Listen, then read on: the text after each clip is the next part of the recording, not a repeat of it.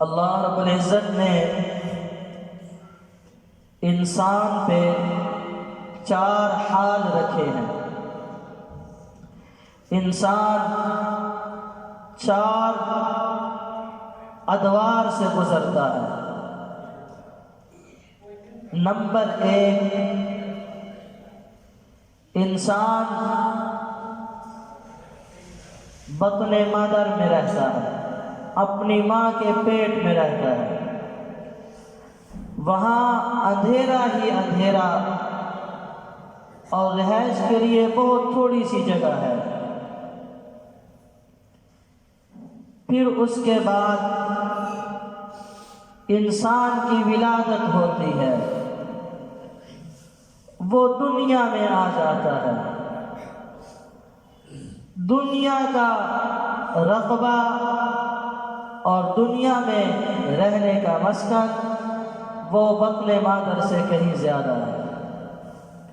دنیا میں رہتے ہوئے انسان اپنے نفس کو پالتا ہے، خیر اور شر کا ارتکاب کرتا ہے۔ نمبر 3 دور عالم برزخ ہے، قبر کی زندگی ہے۔ اور نمبر 4 جنت یا جہنم کی زندگی ہے۔ تو 4 ادوار سے انسان گزرے گا۔ آج ہم تیسرے حال پر گفتگو کریں گے۔ اللہ کریم قرآن و سنت کی روشنی میں گفتگو کرنے کی توفیق عطا فرمائے۔ میرے محترم بھائیوں اور دوستوں، قبر وہ آخرت کی منازل میں سب سے پہلی منزل ہے، اور قبر ہر انسان کا ٹھکانہ ہے۔ وہاں نیک لوگوں کے ساتھ، اللہ کے برگزیدہ بندوں کے ساتھ خیر کا معاملہ کیا جاتا ہے، سکھ چین راحت کا معاملہ کیا جاتا ہے۔ بدکار لوگ وہاں بڑی تکلیف سے زندگی گزارتے ہیں۔ جناب عثمان بن عفان رضی اللہ عنہ جب بھی قبر کا تذکرہ سنتے تو بہت رویا کرتے۔ صحابہ کرام رضوان اللہ عنہم اجمعین نے عرض کی، حضرت موت کا تذکرہ ہوتا ہے، قیامت کا تذکرہ ہوتا ہے، جہنم کا ذکر ہوتا ہے، آپ اس قدر زار و قطار نہیں روتے جتنا کہ قبر کے تذکرے پر روتے ہیں۔ اس کی کیا وجہ ہے؟ تو جناب عثمان بن عفان رضی اللہ عنہ فرمانے لگے، ان القبر اول منازل الآخرہ، قبر وہ آخرت کی منزلوں میں سب سے پہلی منزل ہے۔ فَإِن نَجَا مِنْهُ أَحَدٌ فَمَا بَعْدَهُ أَيْسَرُ، اگر کوئی شخص قبر میں کامیاب ہو گیا تو اس کے بعد کے معاملات تو اس کے لیے بہت آسان ہو جائیں گے۔ فَإِن لَمْ يَنْجَ مِنْهُ، اور اگر خدا نخواستہ قبر ہی میں پکڑ ہو گئی، فَمَا بَعْدَهُ أَشَدُّ، تو بعد میں تو اس سے بھی کہیں زیادہ پریشان کن حالات ہیں۔ تو میرے محترم بھائیوں اور دوستوں، قبر میں جاتے ہی انسان کے ساتھ اچھا ہے تو اچھائی کے معاملات، برا ہے تو برائی کے معاملات شروع ہو جاتے ہیں۔ اللہ کے پاک نبی صلی اللہ علیہ وسلم نے ارشاد فرمایا، القبر روضۃ من ریاض الجنہ او حفرۃ من حفر النار، قبر یا تو جنت کے باغوں میں سے ایک باغ ہے یا جہنم کے گڑھوں میں سے ایک گڑھا ہے۔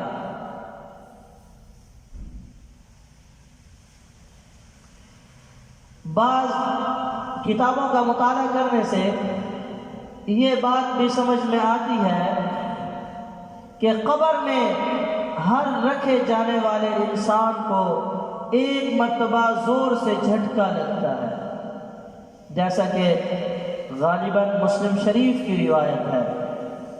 حضرت سعد بن معاذ رضی اللہ عنہ بہت جلیل القدر صحابی تھے۔ حضرت انس بن مالک رضی اللہ عنہ اس روایت کے راوی ہیں۔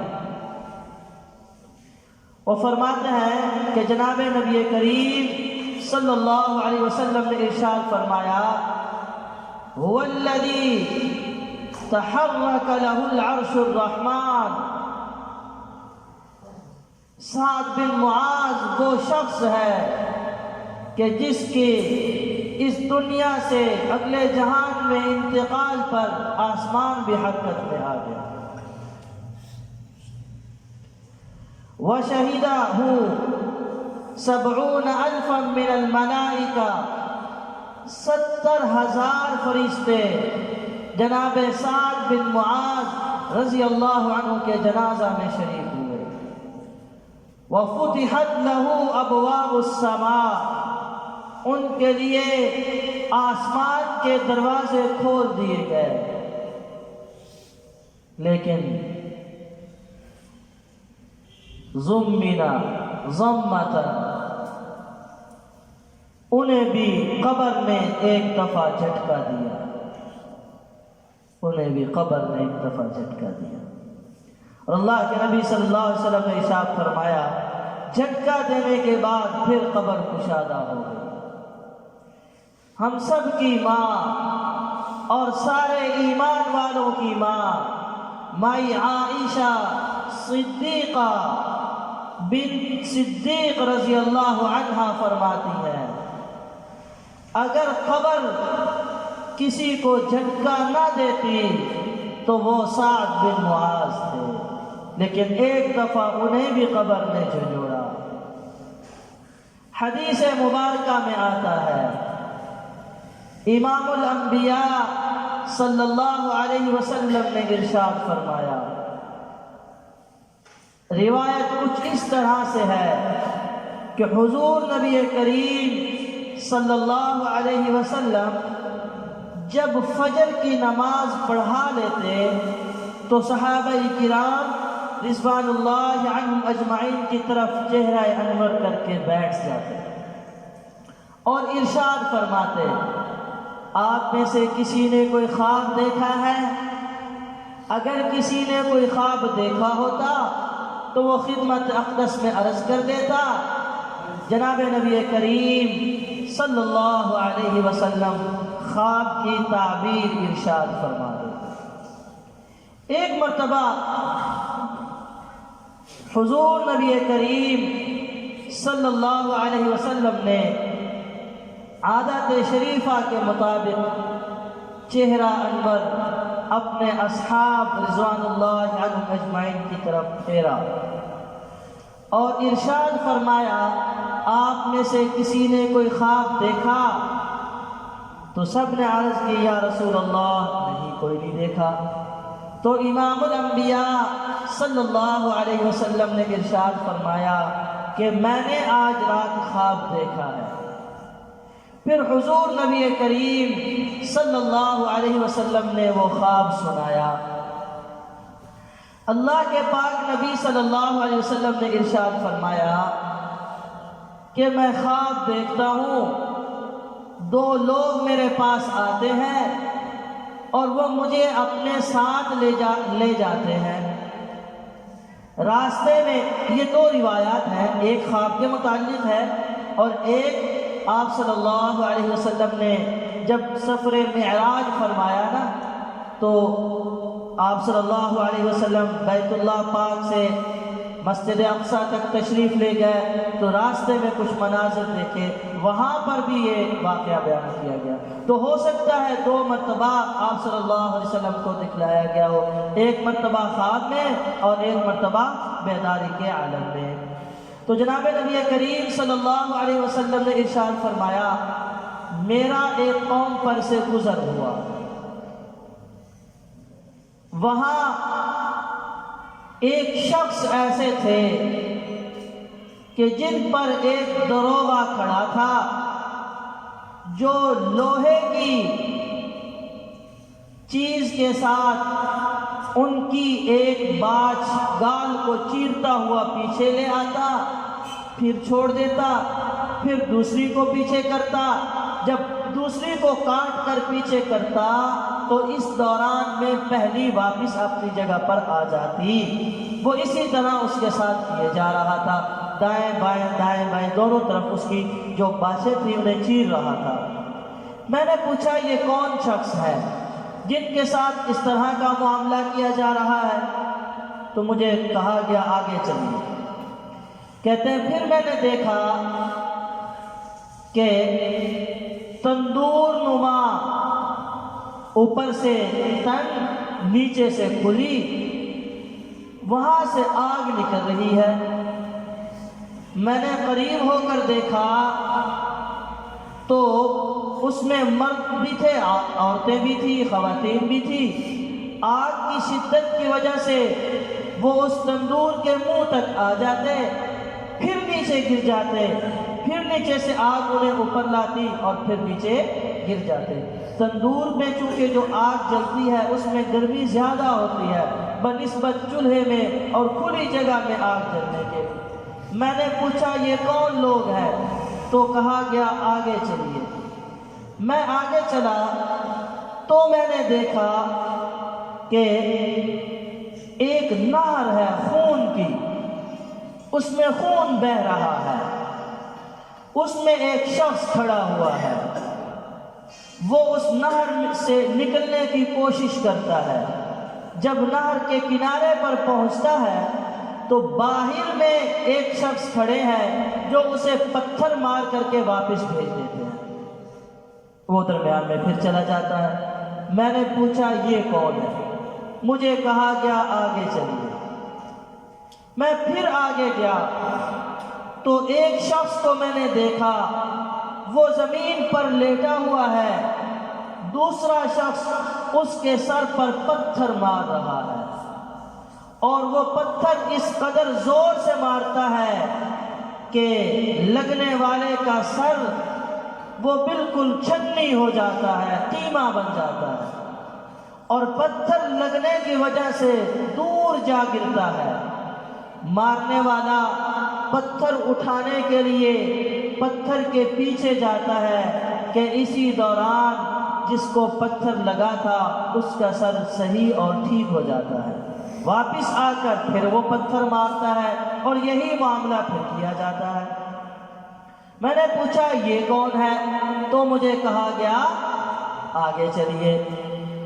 تو فرماتے ہیں اللہ کے نبی صلی اللہ علیہ وسلم کہ پھر میں نے ایک خوبصورت بلڈنگ میں داخل ہوا، وہاں ایک انتہائی خوبصورت شخص ایک درخت کے ساتھ تشریف فرما تھے اور کچھ خوبصورت بچے ان کے ساتھ بیٹھے ہوئے تھے۔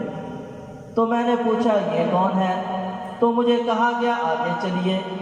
پھر میں ایک اور مکان میں داخل ہوا جو کہ انتہائی خوبصورت مکان تھا جس میں مرد و خواتین تھے۔ میں نے پوچھا یہ کون ہے؟ تو مجھے کہا گیا کہ آپ بیٹھیے، آپ کو ساری حالات بتائے جاتے ہیں۔ پہلے وہ شخص جن کے منہ کو چیرا جا رہا تھا وہ لوگوں کی غیبت کرنے والا شخص تھا، یہ اس کو قبر میں عذاب ہو رہا ہے، جہنم سے قبر میں اس کو عذاب دیا جا رہا ہے۔ اور اے اللہ کے رسول صلی اللہ علیہ وسلم، قیامت تک جب تک لوگوں کے مابین جنت جہنم کا فیصلہ نہیں ہوگا تب تک اس کے ساتھ اسی طرح سے ہی کیا جاتا رہے گا۔ دوسرے وہ شخص جن کو آپ نے خون کی نہر میں دیکھا، وہ سود خور تھا، سودی معاملات کرنے والا، سود کھانے والا شخص تھا۔ اس کے بعد جن کو آپ نے تندور میں جلتے دیکھا وہ زنا خور تھے، جو زنا کاری کرتے تھے، بدکاری کرتے تھے مرد و عورت۔ پھر جس کو آپ نے دیکھا کہ اس کا سر پتھر سے کچلا جا رہا ہے، اس نے اللہ کے کلام کا کچھ حصہ یاد کیا یا مکمل یاد کیا، پھر اسے بھلا دیا، نہ تو اس کو یاد رکھا اور نہ ہی اس پر عمل کیا۔ پھر آپ نے وہ جو بزرگ دیکھے جن کے ساتھ بچے بیٹھے ہوئے تھے، وہ جناب ابراہیم علیہ السلام تھے، اور ان کے ساتھ جو بچے تھے وہ ایمان والوں کے بچے تھے۔ اور پھر جن مرد و خواتین کو آپ نے دیکھا خوبصورت محل میں، یہ ایمان والے مرد و عورت ہیں جنہوں نے اللہ کے حکموں کے مطابق زندگیاں گزاری۔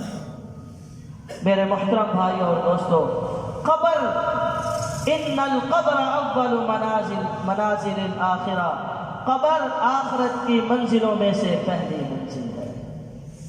حضرت علی بن ابی طالب رضی اللہ عنہ ارشاد فرماتے ہیں، قبر عمل کا صندوق ہے، جیسا عمل کریں گے اس میں محفوظ ہو جائے گا، اور قبر میں جاتے ہی اعمال کا بدلہ ملنا بھی شروع ہو جائے گا، اعمال کا بدلہ ملنا بھی شروع ہو جائے گا۔ اللہ کے پاک نبی صلی اللہ علیہ وسلم نے ارشاد فرمایا، بدکار شخص قبر میں رکھا جاتا ہے، اس کے لواحقین اسے دفن کرتے ہیں، مٹی ڈالتے ہیں، پھر جب وہ لوٹتے ہیں تو ان کے لوٹنے کی قدموں کی آہٹ کی آواز مرنے والے کو اللہ سناتے ہیں۔ جب اس کے لواحقین اسے دفن کر کے لوٹ آتے ہیں تو اس کے پاس دو لوگ آتے ہیں، سیاہ اور زرد رنگ والے، ایک کا نام منکر، ایک کا نام نکیر۔ وہ آ کر کے اس سے سوالات کرتے ہیں۔ سوال کیا جاتا ہے اس سے، من ربک، تیرا رب کون ہے؟ بدکار جواب دیتا ہے، مجھے کوئی علم نہیں کون ہے۔ اس سے پوچھا جاتا ہے، ما دینک، تیرا دین کیا ہے؟ وہ جواب دیتا ہے، جو بقیہ لوگوں کا دین ہے وہی میرا دین ہے۔ اس سے سوال کیا جاتا ہے، اللہ پردہ ختم کر دیتے ہیں، جناب نبی کریم صلی اللہ علیہ وسلم کا چہرہ انور اس کے سامنے کیا جاتا ہے اور پوچھا جاتا ہے، ان کے بارے میں جانتے ہو یہ کون ہے؟ وہ کہتا ہے، میں بھی ان کے بارے میں وہی کہتا ہوں جو لوگ کہتے ہیں۔ لوگ کیا کہتے ہیں یہ تو اب مجھے یاد نہیں ہے۔ پھر فرشتے، حدیث مبارکہ میں آتا ہے، لوہے کا ہتھوڑا لے کر کے اس کے کانوں کے درمیان میں مارتے ہیں، جس سے اس کی چیخیں نکلتی ہیں جو کہ انسان اور جنات کے علاوہ ساری چیزیں سنتی ہیں۔ پھر جنت سے پردہ ہٹایا جاتا ہے، جنت کی نعمتیں اسے دکھائی جاتی ہیں اور کہا جاتا ہے، اگر تو ان سوالات کے جوابات درست دے دیتا تو وہ سامنے والی نعمتیں تجھے دے دی جاتی، لیکن تو نے جوابات درست نہ دیے اور تو نے اللہ کے حکموں کے مطابق زندگی نہ گزاری، لہذا یہ تجھ سے دور کر دی گئی اور تو ان سے دور کر دیا گیا۔ پھر جہنم کو کھولا جاتا ہے اور جہنم کی آگ کے شعلے آپس میں ٹکرا رہے ہوتے ہیں، وہ اسے دکھائے جاتے ہیں اور کہا جاتا ہے دیکھ لے اب تیرا ٹھکانہ یہ ہے، اور پھر آواز آتی ہے اس بد عمل کے لیے جہنم سے بستر بچھا دیا جائے، اس بد عمل کے لیے جہنم سے دروازے کھول دیے جائیں تاکہ جہنم کی بدبو اس کی قبر میں آنا شروع ہو جائے اور جہنم کی گرم ہوائیں اس کی قبر میں چلا دی جائیں۔ اللہ ہم سب کی حفاظت فرمائے۔ ایک مرتبہ امام الانبیاء صلی اللہ علیہ وسلم تشریف لے جا رہے تھے، صحابہ کرام فرماتے ہیں رضوان اللہ عنہم اجمعین کہ سواریاں بدکنے لگی، خاتم النبیین والمرسلین صلی اللہ علیہ وسلم کی سواری بھی زیادہ ہی بدکنے لگی۔ ہمیں خطرہ ہوا کہ کہیں جناب نبی کریم صلی اللہ علیہ وسلم سواری سے گر نہ جائے۔ پھر حضور صلی اللہ علیہ وسلم نے ارشاد فرمایا، وہاں دیکھا تو کچھ قبریں تھیں، اللہ کے نبی صلی اللہ علیہ وسلم نے ارشاد فرمایا ان قبر والوں کو جانتے ہو؟ تو ہم میں سے ایک صاحب نے عرض کی جی ہاں اللہ کے نبی صلی اللہ علیہ وسلم میں ان کو جانتا ہوں۔ ارشاد فرمایا یہ کس حال میں مرے تھے؟ عرض کی گئی یا رسول اللہ یہ حالت کفر میں مرے تھے۔ تو اللہ کے نبی صلی اللہ علیہ وسلم نے ارشاد فرمایا لولا اللہ تدافنوا موتاکم لدعوت اللہ، اگر تم اپنے مردوں کو دفنانا نہ چھوڑ دیتے تو میں اللہ سے دعا کرتا اللہ تمہیں بھی عذاب قبر دکھا دیتے، لیکن خطرہ یہ ہے کہ اگر تمہیں عذاب قبر معلوم ہو جائے تو تم اپنے مردوں کو دفن کرنا چھوڑ دو۔ میرے محترم بھائیوں اور دوستوں، اگر عمل صحیح ہوں گے، اللہ کے حکموں کے مطابق ہوں گے، اللہ کے پاک نبی صلی اللہ علیہ وسلم کے نورانی طریقوں کے مطابق ہوں گے تو قبر میں جاتے ہی انعامات کی بارشیں شروع ہو جائیں گی۔ حدیث مبارکہ میں آتا ہے جناب نبی کریم صلی اللہ علیہ وسلم نے ارشاد فرمایا جب کوئی نیک بندہ قبر میں رکھا جاتا ہے تو قبر کہتی ہے تیرا آنا مبارک ہو، دنیا میں جتنے بھی لوگ چلتے تھے ان میں سب سے زیادہ محبت مجھے تجھ سے تھی، آج دیکھ میں تیرے ساتھ کتنے اچھے معاملات کرتی ہوں۔ پھر اس کے لواحقین مردے کو دفن کر کے مٹی ڈال کر واپس لوٹتے ہیں تو لوٹنے والے کے قدموں کی آہٹ کی آواز اللہ مردے کو سناتے ہیں۔ پھر دو فرشتے اس مردے کے پاس آتے ہیں اور وہی سوالات کرتے ہیں جو سوالات انہوں نے بدکار شخص سے کیے تھے۔ مردہ ان کے جوابات درست دے دیتا ہے نیک شخص۔ پھر اعلان ہوتا ہے افرش فراشا من الجنہ وافتح لہ بابا من الجنہ، اس نیک بندے کے لیے جنت سے بستر بچھا دیا جائے، جنت کے دروازے کھول دیے جائیں، جنت کی ہوائیں چلا دی جائے، اور ایک روایت کے مطابق 70 فٹ تک اور ایک روایت کے مطابق 70,000 میل تک اور ایک روایت کے مطابق جہاں تک طرف اس نیک شخص کی نگاہ جائے گی، اللہ قبر کو کشادہ فرما دے گا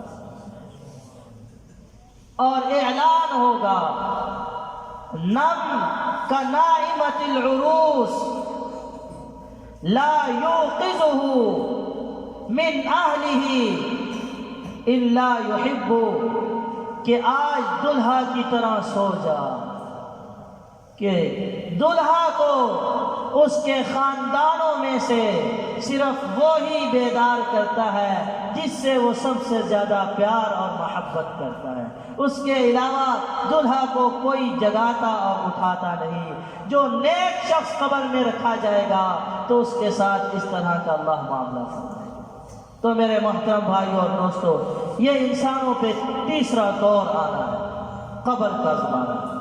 جو جہاں بھی ہے اس کی وہ قبر ہے، مٹی کے نیچے ہے تو مٹی کا وہ جو جس جگہ پہ دفن ہے وہ قبر ہے، کسی جانور نے اسے کھا لیا، اس کے پیٹ میں چلا گیا تو وہ اس کی قبر ہے، جلا کر راکھ بن گئی، راکھ جہاں جہاں جائے گی، جہاں جہاں گرے گی وہ جگہ اس کی قبر ہے۔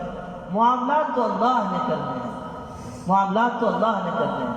یہ تو کفار والا سوال ہے کہ پھر جو جل جائے گا اسے کیسے عذاب دیا جائے گا، تو یہ سوال پہلوں نے بھی کیا تھا۔ اللہ رب العزت نے ان کا تذکرہ قرآن کریم میں ذکر کیا۔ تو جب ہم بوسیدہ ہو جائیں گے، اِذَا كُنَّا عِظَامًا نَخِرًا قَالُوا تِلْكَ إِذًا كَرَّةٌ خَاسِرَةٌ، کہ جب ہم بوسیدہ ہو جائیں گے، ہماری ہڈیاں بھی گل سڑ جائیں گی، پھر کیسے ہمیں عذاب ہوگا؟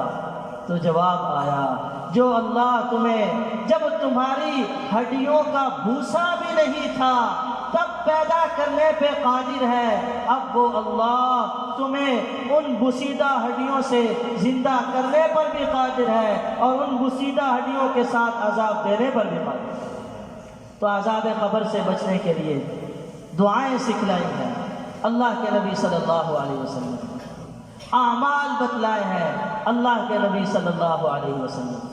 اللہم انی اعوذ بک من عذاب القبر، اس کا اہتمام کیا جائے۔ عشاء کی نماز کے بعد سورۃ الملک کی تلاوت کا اہتمام کیا جائے۔ حدیث مبارکہ میں آتا ہے جو عشاء کی نماز کے بعد سورۃ الملک کی تلاوت کرتا ہے، اگر اس رات میں مر جاتا ہے یا آئندہ